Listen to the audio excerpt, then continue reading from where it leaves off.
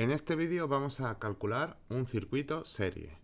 Para ello vamos a aplicar la ley de Ohm y las ecuaciones para la asociación, la ecuación para la asociación de resistencias en serie. Es un circuito muy simple con unos valores muy fáciles, precisamente para que sea sencillo de resolver y que veáis claro cómo es. Lo primero, cuando tenemos un circuito, pues empezamos aplicando la ley de Ohm. Nosotros vamos a tener que V es igual a I multiplicado por R. Y entonces, partiendo de esta ecuación, podemos despejar y vamos a tener que I, la intensidad, que se mide en amperios, va a ser igual a la tensión partido por la resistencia. En este caso, la cuestión es que la resistencia que tenemos es, en realidad, son tres resistencias que están colocadas en serie, y entonces lo que necesitamos es poner la resistencia equivalente. Vamos a calcular en primer lugar esta resistencia equivalente. Cuando el circuito está en serie es muy sencillo porque lo único que tenemos que hacer es hacer una suma de las diferentes resistencias. R1 más R2 más R3, que en este caso sería 1 ohmio más 2 ohmios más 3 ohmios, con lo cual nos quedaría 3 y 2, 5, 6 ohmios. 6 ohmios. Entonces tenemos aquí, podemos ir apuntando valores si queréis.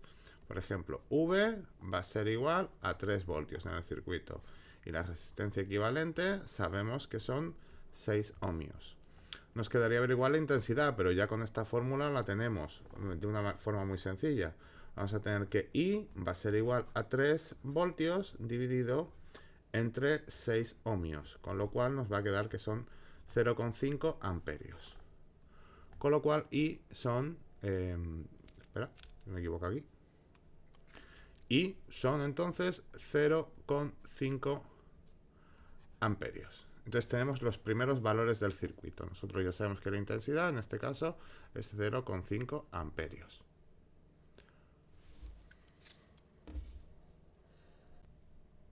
A continuación, sabemos que la intensidad es la misma por todo el circuito. Y entonces lo que podemos calcular es la caída de tensión que se va a producir en las diferentes resistencias. Sabemos además por las fórmulas que vimos en la asociación de resistencias que la V total del circuito va a ser igual a la V1, podríamos llamarla, o la V, la caída de tensión en R1, más la V en R2, más la V en R3. Y esto nos tiene que dar 3 voltios, que es la caída de tensión total en el circuito. Esto nos va a servir para comprobar, una vez que terminemos, que lo hemos hecho bien.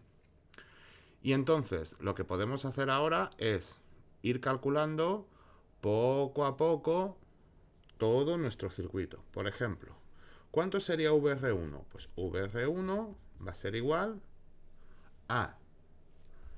Se me ha movido esto. VR1 va a ser igual a la intensidad en el circuito, que va a ser la misma en todos los casos, por la resistencia 1. Entonces esto sería 0,5 amperios que multiplica a 1 ohmio. Y entonces esto va a ser igual a 0,5 voltios. VR2 vamos a tener que I por R2, con lo que vamos a tener 0,5 amperios multiplicando a 2 ohmios. Y esto nos da 1 voltio. Finalmente, VR3 va a ser igual a I que multiplica a R3. Y estos serán 0,5 amperios que multiplica a 3 ohmios, 1,5 voltios. Y como vemos, podemos comprobar que la V total será igual a VR1 más VR2 más VR3, que básicamente es 0,5 más 1 más 1,5 es igual a 3 voltios. Guay, esto nos ha salido bastante bien. Las potencias totales que nos vamos a encontrar en el circuito aplicando la fórmula que conocemos de la teoría, que es que la potencia es igual a la tensión multiplicado por la intensidad.